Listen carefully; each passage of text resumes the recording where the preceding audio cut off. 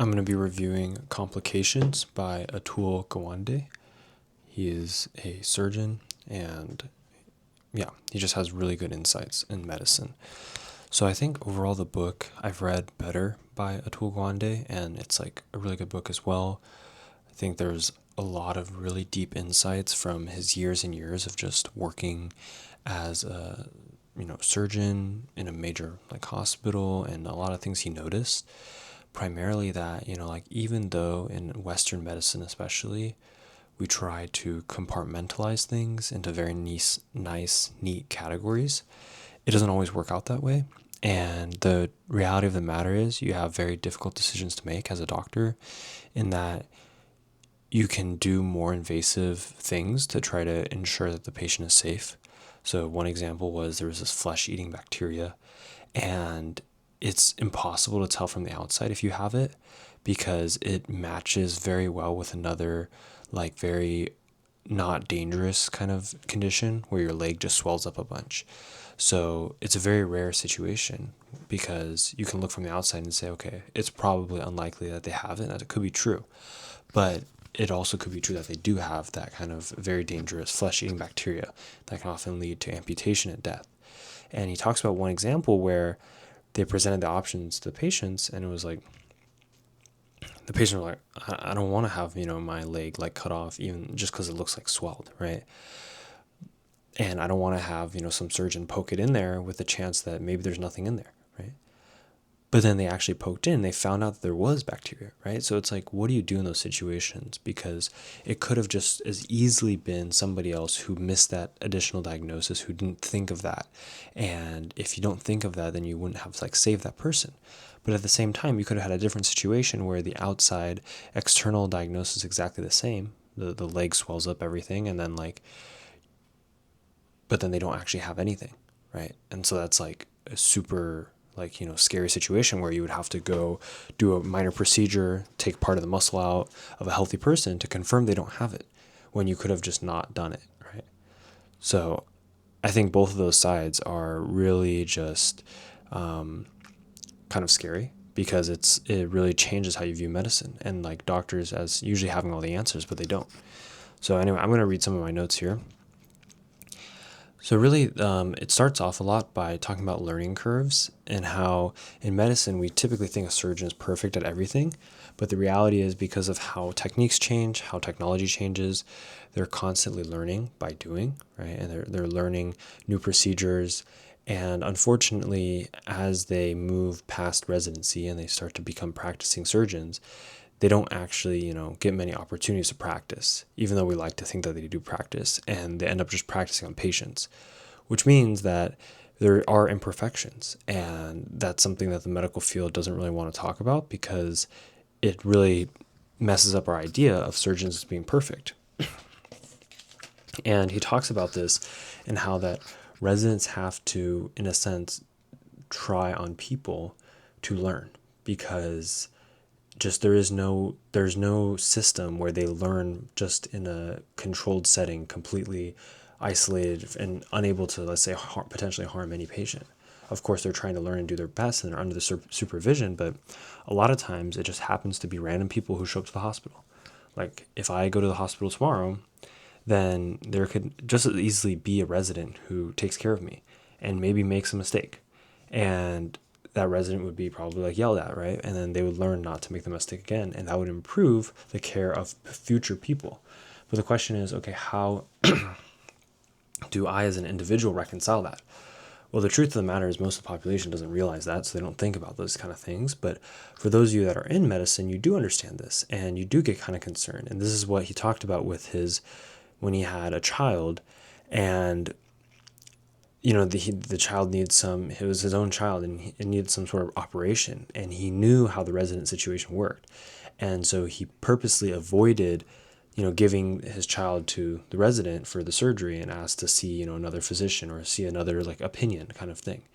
And that really just, is actually technically hurting the learning system. But at the same time, it's like, yeah, if you were in the same situation, would you rather give your experienced child to your newborn to somebody who's unexperienced versus somebody who's experienced? We're all going to pick that in one way. And the only reason why medicine works is the fact that majority of people don't have that knowledge, because if they did, everybody would select the more experienced one, and there'd be no way for the unexperienced residents to actually get practice and become experienced and become better and actually be able to be safer. So it's like only through it's the same thing with all fields. Only through making mistakes do you actually learn. And we like to, assume that doctors don't make mistakes. Doctors don't learn that way. They're just perfect. They can memorize things and then they can just perfectly operate and perfectly do everything. But that's not true. And when they learn, they make mistakes. And those mistakes end up harming people, which is a fact of the matter.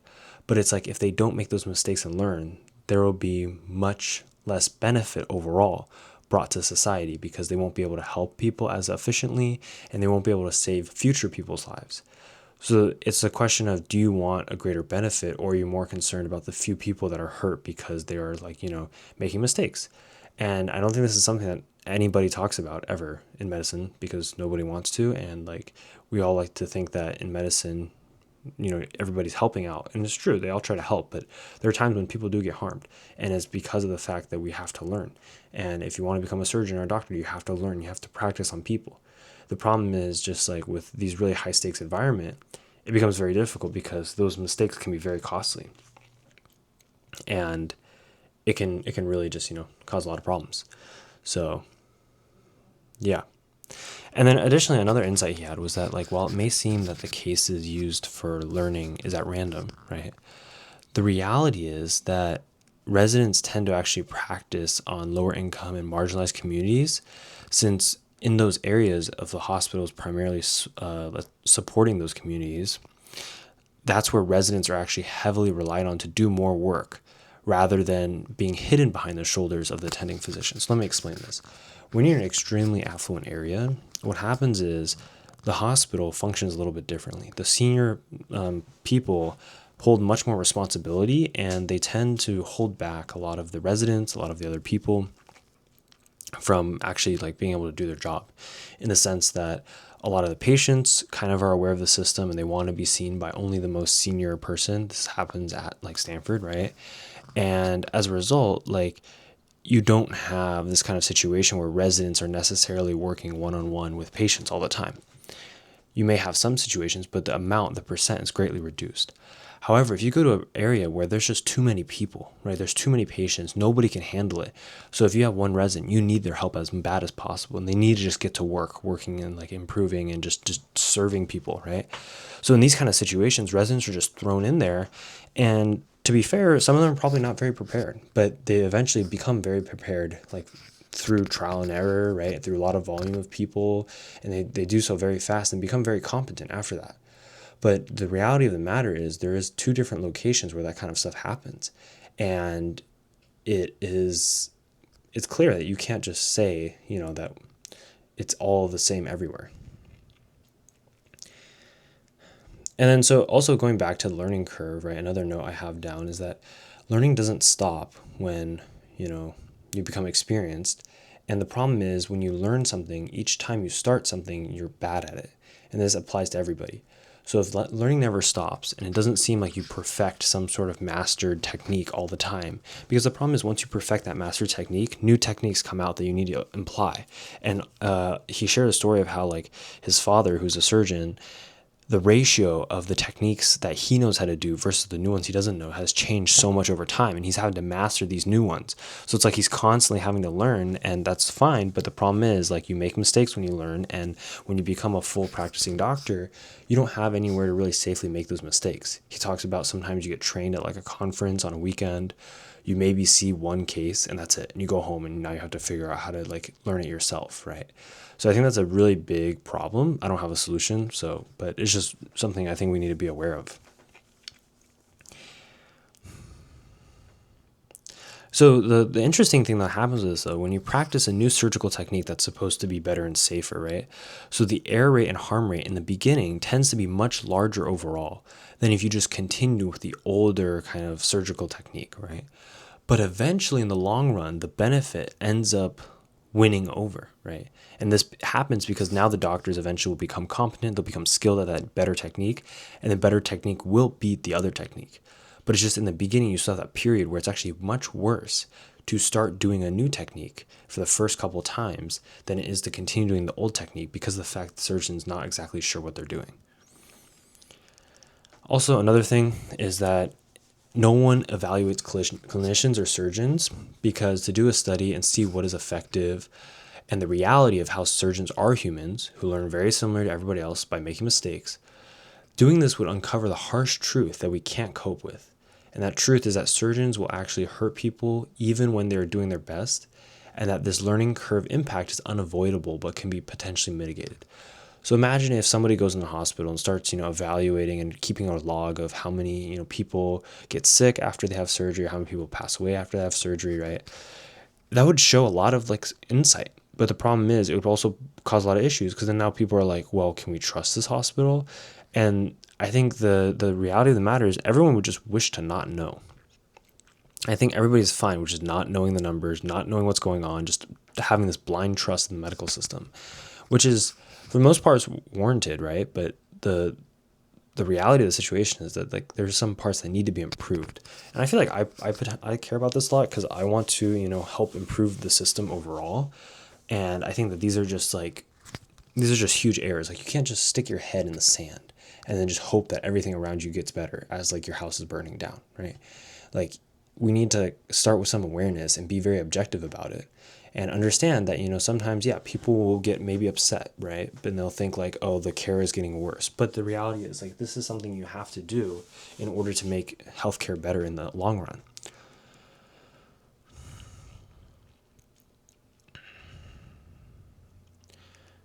Okay, so more insights. Human intuition is actually worse than algorithmic machine-like perfection, even in the field of medicine, when people think that intuition is special and can't be replicated.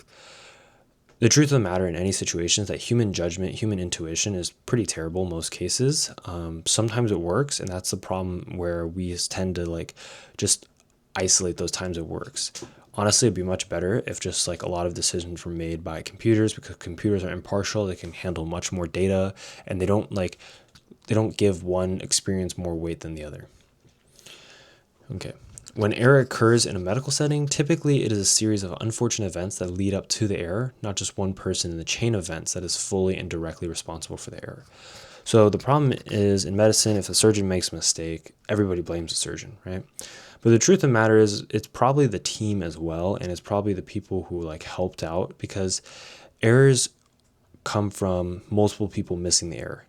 And the way that medicine works is that you need to have a lot of people always constantly double checking on each other and working as a team to reduce the error rate, because the work conditions are such that it's very difficult for one person to be constantly 24/7 vigilant in every single aspect that they can be all the time. And it's easier to have multiple people who will try together to be vigilant as possible, and it's easy for them to catch each other when they slip up and then help them. But it's really bad to just isolate and assume that the errors are the cause of one person, when typically it's a system of events that happen.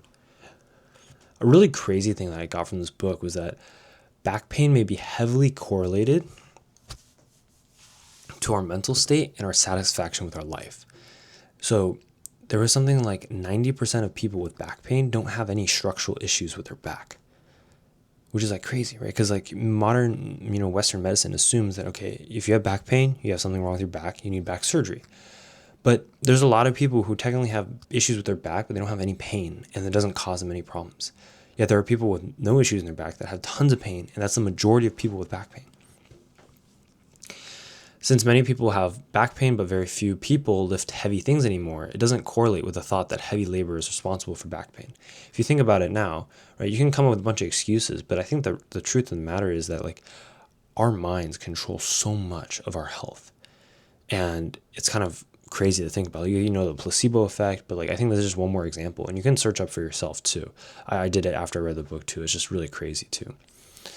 And another crazy insight of that, the example, is that soldiers required much less pain medication even when they had these really crazy injuries, because for them the bar was so much lower. They were just happy to be alive and not dead. And they're so happy to survive the battlefield alive, and this affects their pain response. So it really proves that pain is not just a structural thing. It's not oh, if my arm is broken, I will feel a set amount of pain no matter what the situation is. It's a highly dependent response based on your event, based on the environment, based on your mental state, based on how you perceive that event that's happening to you. Yeah. And really, each person does experience pain differently. And I think this is something that like a lot of doctors struggle with, because it's like, for us, we just have to try to read your mind and guess. And when we, in modern medicine, Western medicine, when we run out of things to do and you still have pain, we're not going to, a lot of doctors are not going to say, oh, I don't know what to do, right? And they're just going to just get very frustrated with you, though, because even though you're just a patient, they're going to be like, I don't have any tools to help this, and my profession doesn't really allow me, or has this idea that I should have all the answers, and I don't. And they just try to refer you away and just, try to send you to somebody else, and it's not becoming your problem anymore. And so that's really why I think a lot of alternative treatments may help in the situation, because it's like, if you're going to try 10 things and all 10 things don't work, well, I would say you should still try 5 more things, right? To see maybe the next 5 will work. And that's my view, I guess, on alternative medicine, and how like that could supplement and just add in these cases when a lot of Western medicine, fails. It doesn't fail everybody, right? But in some situations, it's not enough. And I think that adding and complementing that would definitely be much more healthy and helpful. So one crazy example too was that they had this like arm kind of disability. It was just like you had a shooting arm pain, and in Australia, and it came from a result of excessive labeling and acknowledging a disability.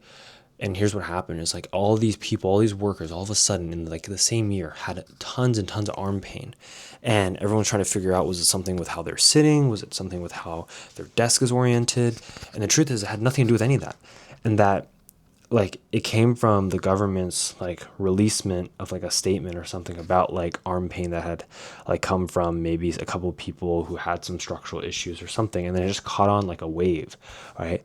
And like people aren't trying to like purposely do it, but it's like because it's so subconscious, and you start seeing other people have this pain, and then there's just levels to which I can't explain how the mind can control the pain response. And what ended up happening was, just after a while, right, the laws changed. It was no longer like considered a real disability, and then people just kind of stopped having it and it just went away. And so like there's nothing that like changed structurally. There's nothing about the work environment changed. And this is a really good example of just how sometimes examples just break modern medicine, break our understanding. And there's so many holes into it, because it's like a problem that has like 1,000 pieces to it that are always constantly changing.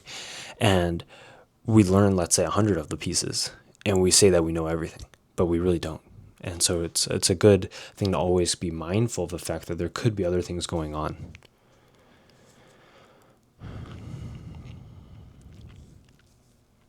So yeah, human judgment is very fallible, and doctors are no exception. Doctors often miscalculate how long patients have to live based on limited information in a sea of uncertainty. So if you think about it, you go to the doctor, they diagnose you by analyzing, your physical like health, all this stuff. And then if you have a really crazy condition, maybe like you have cancer or something, they're going to tell you how long you're going to live. That's just like a complete prediction in the dark, though, because he talks about an example where he was certain this lady was not going to make it another week. And he told her that. And instead of, she just decided, oh, I'm going to go home and I'll just die at home. And she ended up surviving many, many years. So it's just like, we don't understand enough. And I think a lot of medicine is so personalizable, and the fact that each of us are very different human beings. So we don't understand enough to actually be able to always confidently say that. Sometimes doctors can predict it pretty well. Sometimes they predict it faster or, sooner. Sometimes they predict it later. So it's just like, you have to appreciate the scope, though, of how much like stuff doctors really don't know. Like there are so many other factors in the human body that we can't always just say A, it goes to B, it goes to C, it goes to D, and then say, okay, A goes to D. I think the truth of the matter is A goes to like 5, goes to Z, goes to 2, goes to like, I don't know, parentheses, and then goes to B, right?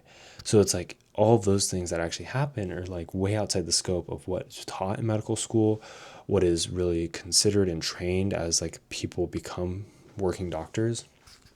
And I think that one of the key things he brought up in the book was that it would be good to make a decision tree and approach this from like an outside lens of having a decision analysis for each patient and their outcome, diagnosis, and possible risk as a way to reduce the uncertainty and overall very average, subpar judgment that doctors have. And one thing I thought of was like, oh, it would be great if AI could be utilized in a way to analyze all these thousands of factors and put them more together in a sense of something that can be made useful for doctors. Because for us humans, it's very difficult for us to analyze things that have, let's say, more than 5 factors, right? So if you have someone's health, age, all these things, it gets very difficult to really predict what's going to happen. But like a computer can analyze, 10,000 factors and then not have any issue with it and just spit out some sort of score, right? So I think that would be very useful because we need to have a more rigorous decision framework in order to really provide patients, the best care. But so yeah, that was the summary of Complications by Atul Gawande. If you have any questions, put them down below, and I'll see you in the next book review.